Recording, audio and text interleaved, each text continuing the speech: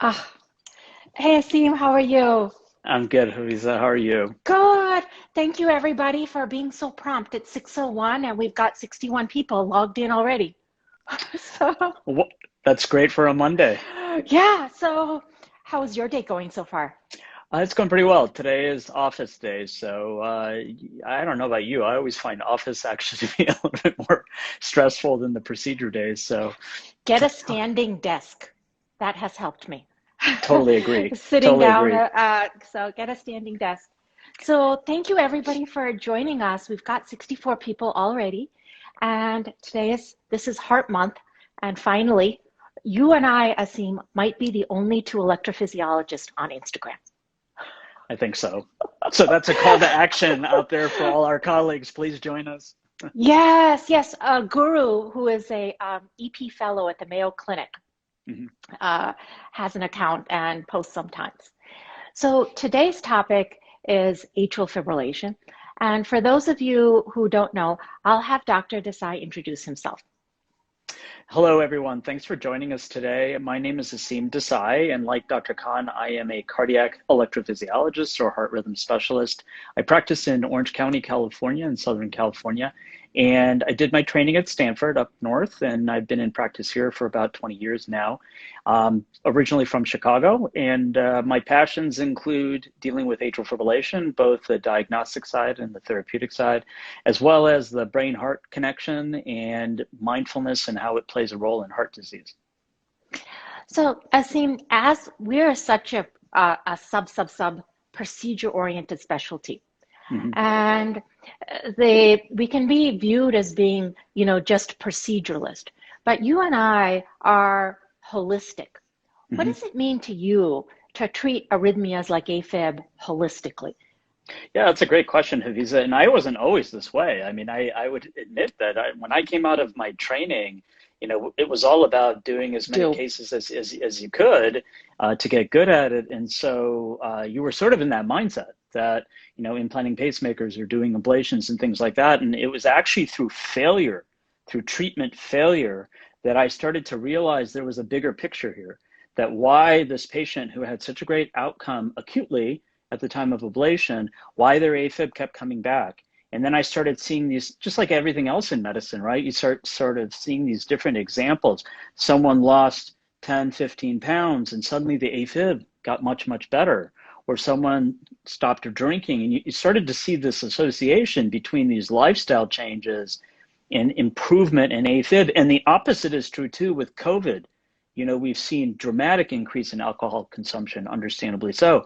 But a lot of our AFib patients, their AFib that has been well controlled for so long suddenly starts popping up. A guy I saw today, for example, who literally has been in sinus rhythm on his implantable loop monitor for years, decided on Valentine's Day, understandably so, to have some champagne, a glass of champagne and a glass of alcohol with his wife.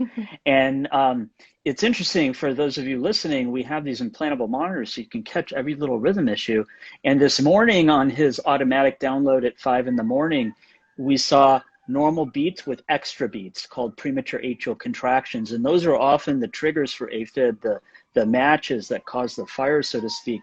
And then when he came into the office, literally, I kid you not, like 3 hours later, he was in atrial fibrillation. So we literally saw this transition, and it was all because of the I see alcohol. that. So I think the difference for those of you who are listening, Asim and I get a lot of data from these devices. So after you've been in practice for 20 years, you know your patients and you ask them, you've been doing so well. On this one day, for 14 hours, you had atrial fibrillation. What happened on this one day when everything else was good? And then you hear the story. And when you've been in practice for a long time, you know the stories. Somebody's wife was rushed to the emergency room. Somebody had a gastrointestinal illness and was vomiting for. So the data mixed with the story made me realize Mm-hmm. that these events are connected to things that happen to the rest of the body. We're not Mm-hmm. taught that, don't you Right. think? No, that's Um, absolutely true. And, I think that in the practice of medicine, as you mentioned, the stories that we see we have known a lot of these things for years, even the alcohol component, the weight component, the sleep apnea component with our own individual practice of medicine. Only now has our field starting to catch up with larger scale studies. So the studies that have shown that lifestyle intervention before an ablation results in better outcomes after an ablation, for example. Like yoga, Dr. Luckareddy Dr. at Luckareddy, Kansas. yep. Yeah, so yoga. So I feel like that we get people go to naturopaths and other alternative therapies seeking answers. But if they would give us a chance, we can meld the mind and the science and the therapeutics. Don't you think? Absolutely, absolutely. Because this is a partnership. It doesn't. I could, talk at length about all the different things that could be done for someone's medical condition. But if I don't have buy-in from the person that I'm sitting with, and if it's not a joint venture, you're not going to get good compliance. You're not going to get good follow-up. And people are going to be sort of disillusioned because they're going to feel like they're not really involved in their care. And there's so much that our patients teach us, right, Hafiza? I mean, don't you agree? Well, I feel like it's a therapeutic alliance because when all of the burden to heal their AFib is on me and the 2 hours or 3 hours in the EP lab, that absolves the patient of responsibility too. So they need to understand that it's a handshake. They and me together. It's not all on me. It's not all on them. It's us. So when you see somebody who's got paroxysmal AFib, what are the triggers? So we talked about alcohol. We talked about stress. What are other common triggers that you see? Certainly. So thyroid disease, I think, is something that most of us were taught in training to be associated with AFib, specifically hyperthyroidism usually, and Graves' disease is a classic example. And, with AFib, it's the perfect storm. We talk about triggers, we talk about risk factors, we talk about the AFib episodes. And it's usually a compilation of these in certain fashion that results in an actual AFib episode. We're learning more and more that there are significant genetics involved with atrial fibrillation. So you can take two people who consume the same amount of alcohol, who have the same weight, who have the same risk factors, and one person gets AFib and one person doesn't. So, and it's not like something that necessarily can be traced in families. We do have some patients where there's multiple family members who have AFib. And that's the other piece to keep in mind in the background is the genetic component of AFib. But dehydration is often a trigger, electrolyte imbalance. The important thing about electrolytes is that you can often have normal serum levels of potassium and magnesium, for example, but you can still be deficient because most of those are stored in tissue, not in the bloodstream. And so that's why I think as electrophysiologists, we have a low threshold for recommending magnesium supplementation to people, especially if they're getting a lot of those premature beats. What are your thoughts, Hafiza, about So the right answer is to eat 4 servings of fruits and vegetables a day and to get your potassium magnesium from God's own source. But in today's world, 4 servings of fruits and vegetables is a lot. I'm lucky if I have 2 servings of fruit and 2 servings of vegetables. So I think that the modern diet is deficient in that. So I agree. So the right answer for all of you is to get the potassium and magnesium from the source, which is plants and vegetables and green leafy vegetables. The practical answer, though, that feels like I'm talking to my kids and lecturing them when I say that.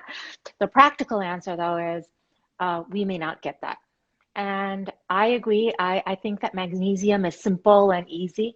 I like magnesium glycinate or magnesium oxide or a drink mix called Calm, which is magnesium citrate.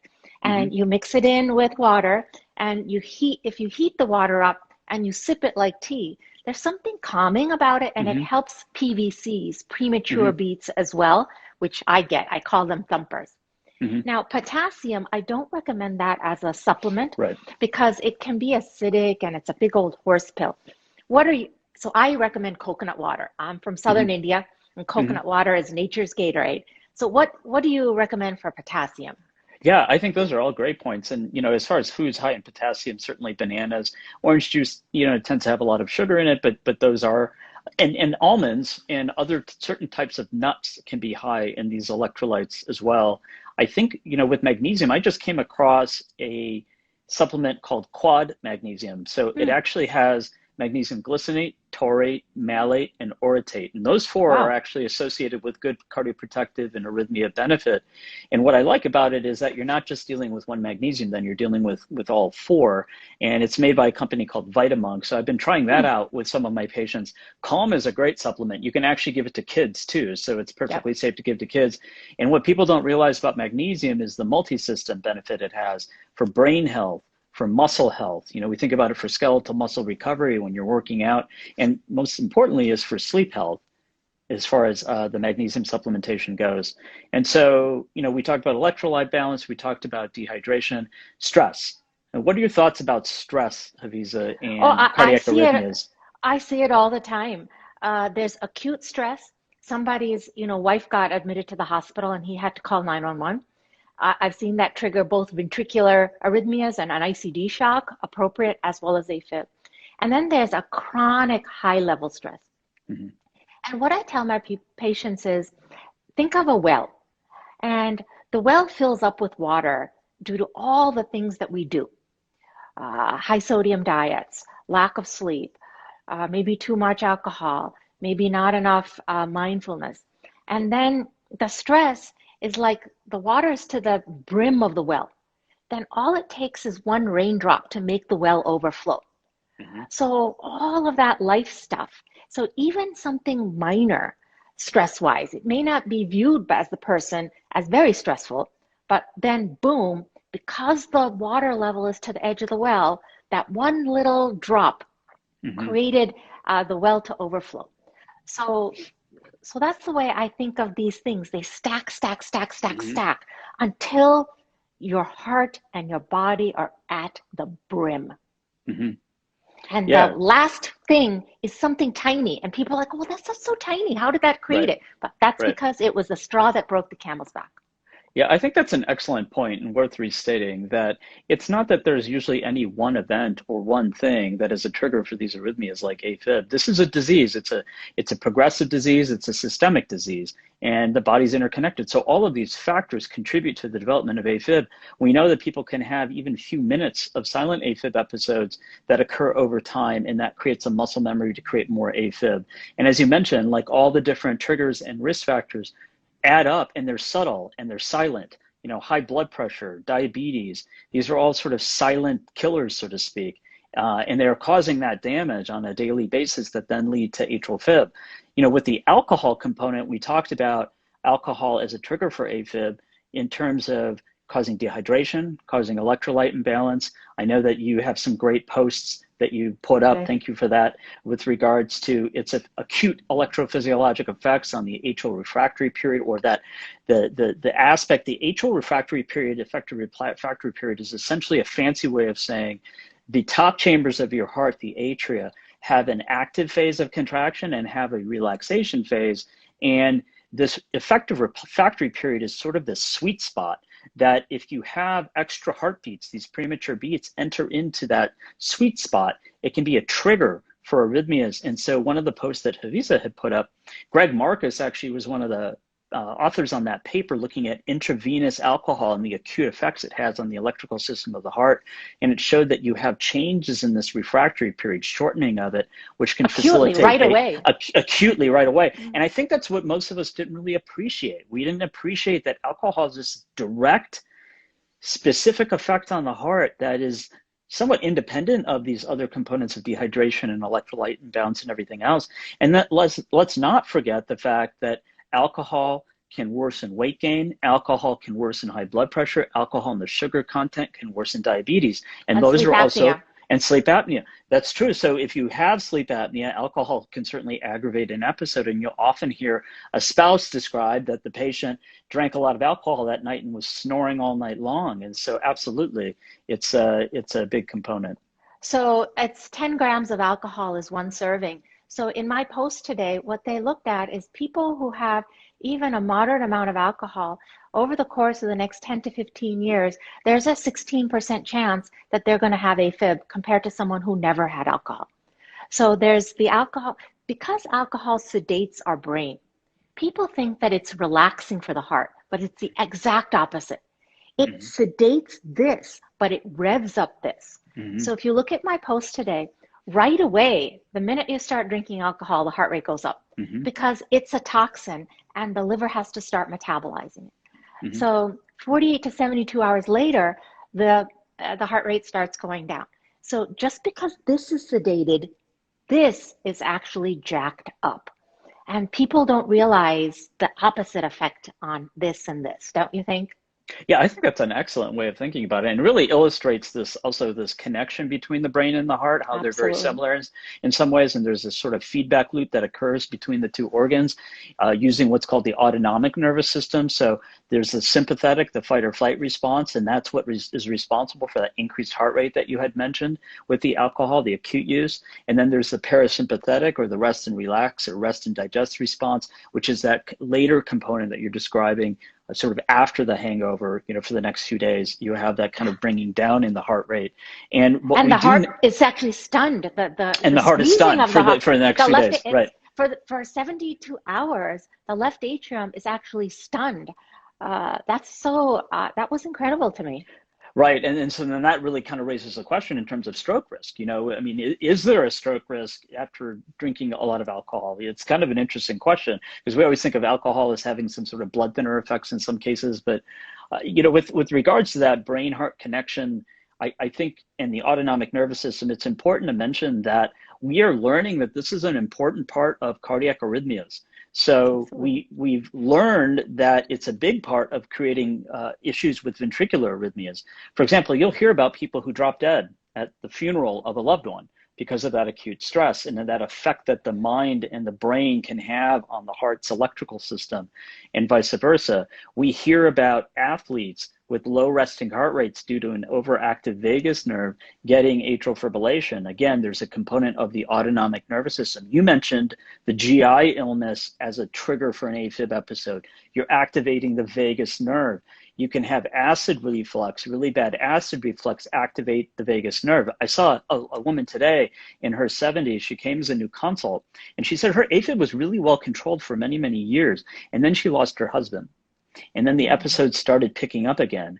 And then she recently started developing a lot of issues with acid reflux, a lot of burping, a lot of indigestion. And that's really what kicked up the episodes even more. And Hafiza can tell you that when we do AFib ablation, that esophagus is so close to the heart that we can damage it when we do It's ablation. that's right. That's how close they are, right? And so you have this direct connection or interaction between the two structures mechanically, and then you have a shared nervous system of the autonomic nervous system. So we have runners that must have risk factors for AFib, and then they finish the marathon and they drink a really cold Gatorade and it puts The them right gulp. into atrial fibrillation. Yeah, they put them right It's into the atrial gulp. fibrillation. It's the gulp. It's the big gulp. So really, I think that the thing is too much adrenaline, too much anti-adrenaline. It's like Goldilocks, right Mhm, in the middle.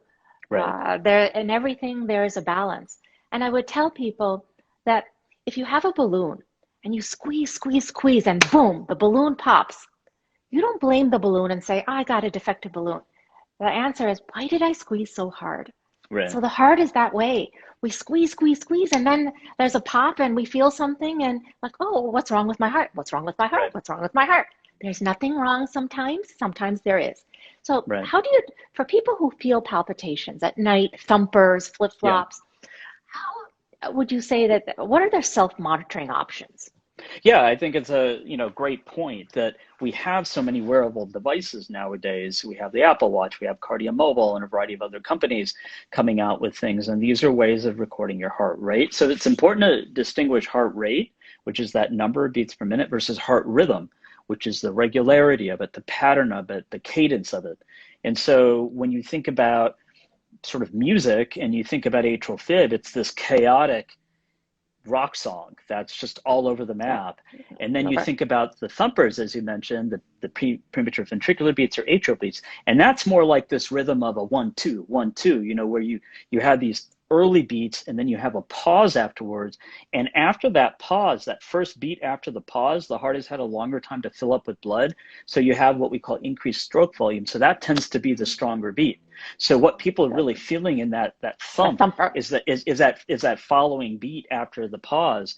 And you know, with regards to monitoring, just learning how to take your pulse in your carotid artery, in your radial artery, and getting that sort of music analogy, you know, getting used to, you know, you brush your teeth, you check your pulse, and you check to see, is it a regular rhythm? Now, it's important to mention when we were talking about the brain-heart relationship and the autonomic nervous system and the parasympathetic and sympathetic, there's a measurement called heart rate variability, or HRV. And heart rate variability is essentially a measure of that sweet spot that you're talking about the balance between the sympathetic nervous system and the parasympathetic. So with heart rate variability, you want to have a fair amount of variability. You want to have a fair amount of fluctuation in the heart rate, because if it's very low, then that suggests that you don't have a lot of parasympathetic involvement and you have a lot of sympathetic involvement. So you're sort of in this fight or flight response chronically. And if it's very high heart rate variability is, generally speaking, a good thing, but very low heart rate variability is not. And it's really the parasympathetic component that impacts that heart rate variability the most. So getting back to your question about like what can people do from a self-monitoring standpoint, something as simple as checking your pulse, something as simple as looking at the data in your health app on your phone and looking to see, are there spikes, unexplained spikes in the heart rate in the middle of the night? Could you have symptoms of sleep apnea? Is that triggering episodes of arrhythmia? You know, it's important to also not fall into the category of the worried well. We want to make sure that, you know, we're accurately assessing our health, but then of course you want to make sure that you put it in the context of, are you at risk? You know, if you're otherwise healthy person and there's not a strong family history of heart issues, statistically speaking, if you're having palpitations, chances are it's one of these benign causes such as premature beats. But if you have structural heart disease, if you have other medical problems and you have these palpitations, it can mean a much more serious thing. Now, if you have enough of these premature beats and you're at risk for AFib, then it can actually trigger an episode of AFib. There's some data that has shown that if you have a high percentage of premature beats on rhythm monitoring, especially premature beats from the top of the heart. From the atrium, yeah. And so HRV is now a measurement that you can find on Apple Watches and Fitbits and a variety of other tools. And a lot of people are actually looking at using it as a way of assessing your resilience. So if you're in a stressful kind of situation, conflict at work or what have you, and you look at your HRV, and there's ways to like real-time monitor that, you can see it drop. And then like 12 hours later, when you should have sort of stopped thinking about that conflict at work, if it's still low, it means that you're actually still thinking about it. So this HRV measurement, I think, can be a very useful thing, not just from the standpoint of your heart and how it's doing, but also how your mind is doing too. Absolutely. So what I would tell people is that when you go see a doctor with palpitations, collect your thoughts, write it down, be mindful. We have maybe 45 minutes, 30 minutes. If we have to drag all of these things from you, when did the palpitations happen? What were you doing? Was it daytime? Was it nighttime? What had you eaten? It can be very frustrating and hard for us if you haven't thought about it at all. So when you talk to your doctor about your palpitations, have the words written down. Is it a thump? Is it a flip-flop? Is it a racing? Is it a flitter? What were you doing before? What time of day? What's the pattern? How long? Have this, for the love of God, have it written down for your poor electrophysiologist, because you have to help us help you.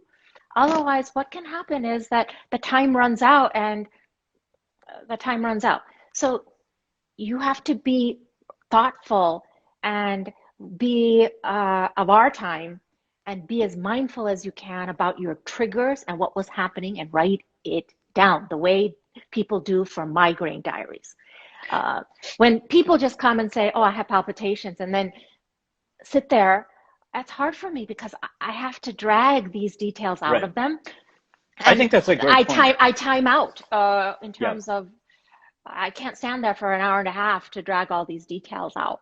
I think that's a great point. Yeah, because we really want to think of cause effect, you know, and the key to making a diagnosis about whether palpitations are due to the heart's rhythm, whether it's premature beats or something more serious, versus not. Maybe it's due to something else. Maybe you're anemic or you have other things that are causing your heartbeat to go fast. There's pounding, but a regular rhythm, and then there's actually an irregular rhythm. So palpitations is this generic term that a lot of people think of in different ways, and it's not all cardiac arrhythmia. Correct. And so it just means that you're aware of your beat. It means you're aware of your beat. It just means you feel it. It doesn't mean that it's abnormal. It just means that all of you might feel it. And so the most important thing is doing a rhythm analysis at the time you have symptoms. That is the critical thing. We want to establish cause effect at the time that you're wearing a Zio patch, or at the time you're doing your Apple Watch EKG, or whatever it is. You're having palpitations at that time. We want to see what the recording is at that time, because if it shows premature beats, we have our answer. If it shows supraventricular tachycardia, we have our answer, or AFib. Or if it shows that it's a normal heartbeat, or I like your other post today about POTS inappropriate in the context of COVID Standing. As well. What position are you in when you feel your heart? What position are you in? Exactly. Is your heart rate abnormally fast? Is there a sign of autonomic dysfunction? So I think that it's really important, as you mentioned, people need to bring in this information to the office, because it'll make it a lot more efficient a visit. And it'll really make it a more productive visit if we know when you come in and you say, I notice it when I eat this. The days that I don't do this, I don't have any problems. We want to know, what are you eating? The stress that you're under? What's your alcohol and caffeine consumption like? Or is it at night? Or is it at night? Is it at night? Is it when you lay on your left side? Where are you in your hormone cycle? Right. What are your thoughts about perimenopausal women and thumpers and palpitations? Yeah, I mean, I think it's an excellent point of, we know that there is definitely a connection between hormones and arrhythmias. And so we've seen patients, for example, who have a known history of premature ventricular contractions, and just the week before a menstrual period, it'll start to act up, and then it subsides. And then when someone gets pregnant, the PVCs get substantially better. Oh, and then and then in delivery, and after that, they get much worse. And so, and I think to your point about the perimenopausal state, at least in practice,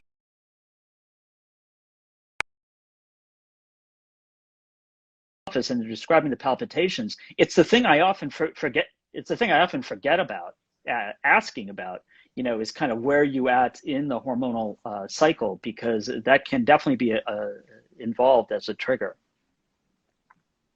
Now, someone asked about cold weather and walking upstairs, and we answered a question about their mother who was menopausal. But cold weather and walking upstairs and feeling palpitations, what would you suggest? Let's answer the cold weather. Well, I think for most I mean, I think just generally speaking, when it is cold, your body is going to be under more stress in a sense. And so you may notice a little bit more difficult time breathing, just if you're outside and it's cold air. I mean, I know when I go for a run, sometimes it's just harder to take in a good breath.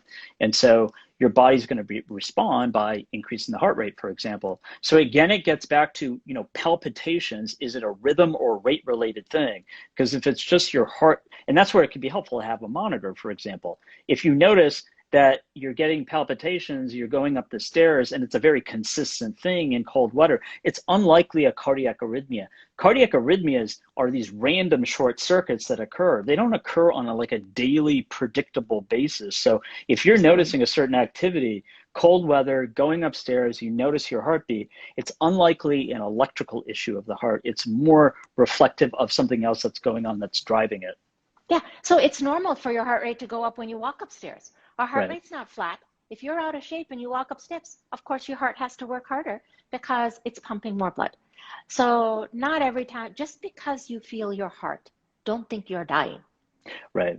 And I think to the point of be appropriately cautious. Be appropriately cautious. Let it create a panic in you. Right. And always think about, sorry, go ahead. Oh, no, go ahead. I was going to say, always think about, what are the red flags to an electrophysiologist when people have palpitation symptoms, for example, fainting. So if you have a sudden onset of fainting and you hurt yourself and it was preceded by palpitations, rapid heartbeat, or if you have exercise-induced fainting, or if you have a family history of sudden cardiac death, if there's injury associated with the symptoms. I mean, those are the things that are really red flags to us.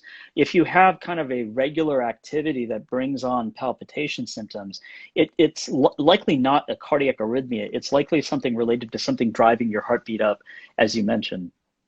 Yeah, and so someone asked the question, what's the difference between an arrhythmia and a dysrhythmia? I would call them the same thing. I Yeah, exactly. A cardiac arrhythmia or dysrhythmia. Dysrhythmia just refers to sort of the anti-rhythm, and so I would consider them the same thing. In fact, now, I've even seen it said cardiac dysrhythmia, so yeah, said both ways. I would say they're synonymous too. So now there's some questions about ablation. Yeah. When is it time to pull the trigger for an atrial fibrillation ablation? That's a very timely question. You know, there's been several studies now in recent months that have shown that if you go to ablation earlier on in the treatment algorithm, you are likely going to have a better outcome. That antiarrhythmic drug therapy is fraught with problems. Antiarrhythmic drugs have been around for decades, and we haven't had significant developments or improvements for years. And one of the reasons why is these drugs are not specific to the atria. They also affect the electrical system of the ventricles. So they can cause abnormal heart rhythms, including really serious, dangerous runs like sudden death. And so, and not to mention the fact that they can have various organ toxicities like amiodarone. So at best, with drug therapy, it's about 50% successful long-term at best with amiodarone. With atrial fibrillation ablation, there's been a few different studies, early AF, AFNet4. There's several that have been presented recently that show, especially the two most recent ones were with cryoballoon showing that you had better outcomes if you went to ablation earlier in the treatment algorithm. And AFNet4 showed that if you pursue a rhythm control approach earlier on, that you're going to have a better outcome. And, you know, it used to be thought that heart rate control in AFib versus rhythm control, that they were equivalent based on the Affirm trial many years ago, and they're not. And a lot of the problem with these studies, right, is that by the time the study comes out, we've already had significant improvements in our technology. So that's the problem too with comparing stories. When people say so-and-so had an ablation and it took 4 times, so-and-so had an ablation and it took 1 time, so-and-so's ablation never worked, you have to think about several things. You have to think about the kind of AFib someone had. Was it paroxysmal or persistent? What was the size of their left atrium? Were the lifestyle and risk factors controlled? What was the technology available? When was it done? And in the facility and the experience of the person, all of those factors play into success rate. So for those of you who are listening, this is the example that I get. So let's say you have spent your life tanning and going out in the sun, and you are full of freckles and age spots, okay? Because you didn't take care of yourself and you went out there. So now you go to the dermatologist and they do the latest laser or something like that and zap all those spots. Now you've got a fresh start. They've given you a clean slate. Are you cured though? No. They've given you a fresh start, but if you go back out into the sun without sunscreen and a hat, would you be surprised that all those freckles and age spots come back again? No, right? You wouldn't be surprised because all of the things that created those age spots, you just went out and did. So Dr. Desai and I can give people a fresh start, especially in early stage AFib, by clearing out those potentials in those pulmonary veins. But have we cured you? What we've done is we've given you a clean slate. Now the ball is in your court to prevent all of those factors from creating atrial fibrillation again. That's the way I would describe it. I think that's a great way of putting it, because AFib, think of it as from in the heart and outside the heart. There's 2 components to the disease. From within the heart, that's what we're ablating. We're ablating, for example, the pulmonary veins. The pulmonary veins are 4 veins in the left atrium that have these muscular sleeves and the capability of independently firing, and they can trigger episodes of AFib. So what we're really doing with these 4 veins, if you imagine them to be castles, we're creating a moat around each castle with ablation. We're creating a circle so that those impulses can't get out. So we're treating the triggers from within. But if you're not treating the triggers from without, the obesity, the sleep apnea, all the things that we've been talking about on this Instagram, it's going to keep coming back. And we've seen so many examples, and the implantable monitors have really made I think, heightened the importance of treating these risk factors and triggers. I have a gentleman, he's been through multiple ablations, and every time that AFib comes back, you talk to him, and he said, oh yeah, I went to Palm Desert for 3 days and I forgot my CPAP machine. Well, lo and behold, he went into AFib. Absolutely. He'll miss one night of CPAP and he'll go into AFib, and people don't realize that it's that much of a connection. When your heart has had AFib, it has got this negative muscle memory that it's going to take less and less for something to trigger it. That's why, it may not seem like a big deal to have an occasional glass of alcohol, and I wish I could give you alternative news, but the reality is alcohol is terrible for the heart when it comes to any cardiac arrhythmia. It's just absolutely terrible. There is no safe amount of alcohol. If you're having PVCs, you're having atrial fibrillation, you're having palpitations, there is no safe amount of alcohol. I hate to say that alcohol is a known human carcinogen and toxin. The reason that the heart rate goes up is the body is trying to flush it out and the liver is trying to metabolize it. I'm sorry, but that's just the way it is. The other thing is, again, if the balloon pops because you squeeze too hard, don't blame the balloon. Blame yourself for putting too much stuff on that balloon. And alcohol, sleep apnea, the heart can only do so much before it cries uncle. And one of the ways it cries uncle is extra beats, PVCs, and AFib. Now, yeah, and sorry, go ahead. There was a good question here. Vasipa and AFib. So fish oil and atrial fibrillation. The data are emerging about, high-dose fish oil can create AFib in a lot of the Vasipa trials. Have you seen that? Yeah, I'm not as familiar with the data on that. What's your experience with it?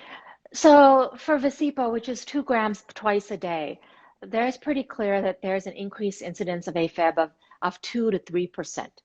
And several of the new fish oil studies have seen that, even non-Vasipa. Vasipa is the ultra-purified acospentyl ethyl, but even high-dose regular fish oil, 4 grams or higher, it can create AFib, probably because it alters the atrial refractory period just the way alcohol can.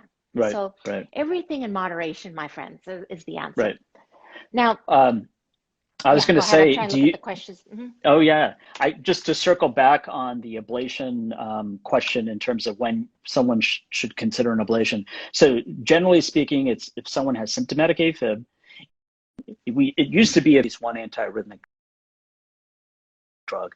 The guidelines have changed over the years so that now if someone desires ablation and would prefer not to have an antiarrhythmic drug, it is a reasonable consideration to have an ablation. You do not get an ablation to get off blood thinners. That is a very important point. People often come to us and say, I want an ablation so I don't have to take Eliquis or Xarelto or Pradaxa.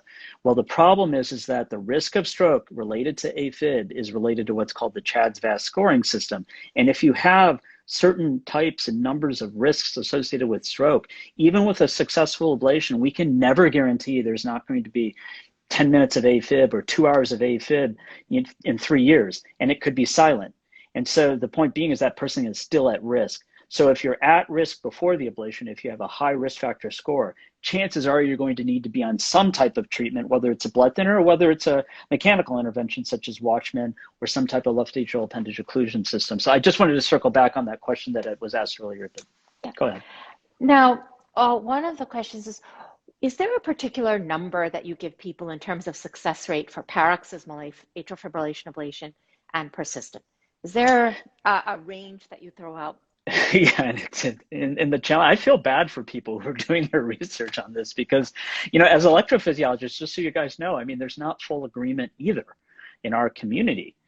But if you look at, say, for example, the Fire and Ice trial, it was one of the largest trials comparing, I just love the name. I love it too. Comparing the cryoballoon versus radiofrequency, which, by the way, the two technologies are considered based on that trial relatively equivalent in terms of their outcome. There are advantages and disadvantages to both, but that's sort of an aside point I wanted to make about cryo versus radiofrequency. But with regards to paroxysmal, I usually tell people I usually generally say 85% because that's what that study showed. But we all do know that there are studies that have reported, and our experience reported as high as 90% in some cases. For persistence tricky because you have persistent less than a year, you have persistent greater than a year, which is longstanding persistent. You have so many factors that impact success rates there that I usually tell people, it can vary, but generally speaking, with a first-time ablation in someone with persistent AFib less than a year, you're looking at a success rate of around 60 to 70%. And I know some authorities have published even higher success rates. I tend to go a little bit more conservative.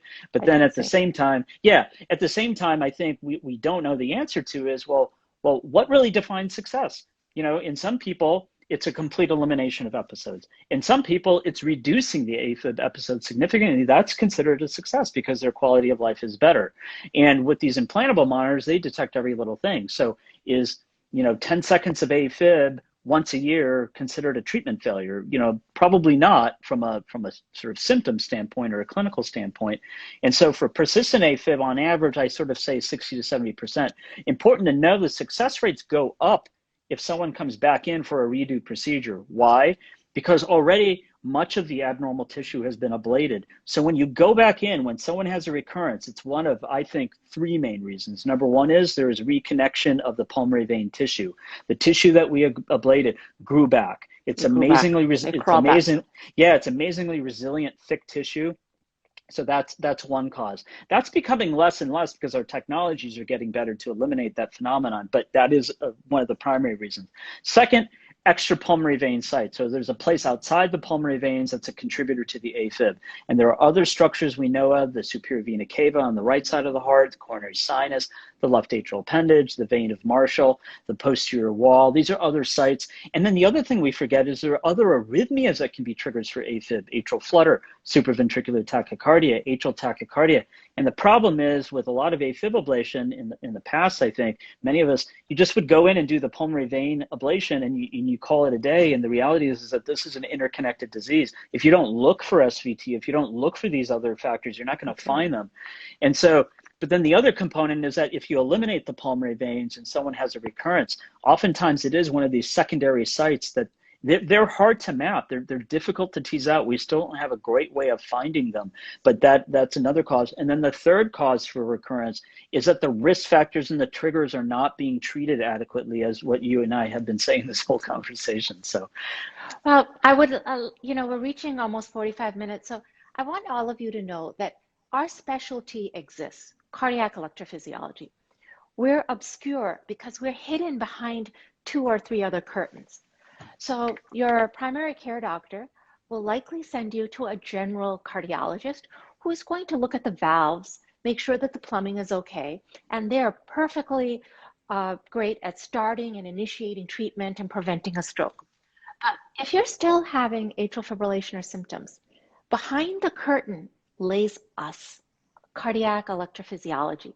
So there are maybe 3,500 of us in the country.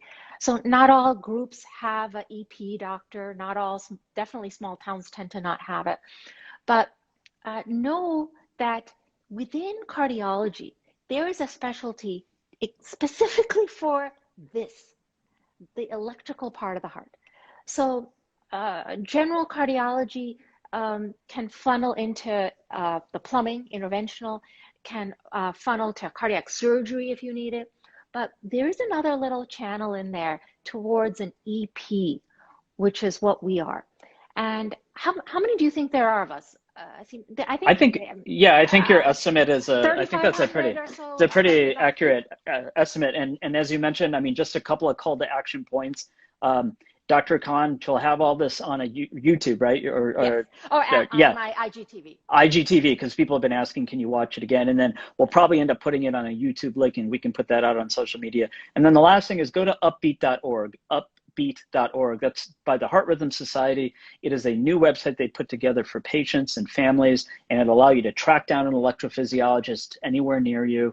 And with televisits nowadays, you can communicate with EPs across the country. And so I would highly endorse, if you have atrial fibrillation or know someone who does, to seek out an electrophysiologist.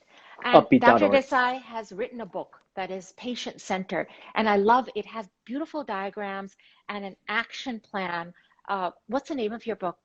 Restart Your Heart, the playbook for thriving with AFib. It's on Amazon. Restart Your Heart. Thank you for Restart Your Heart. mentioning. Yeah. Okay.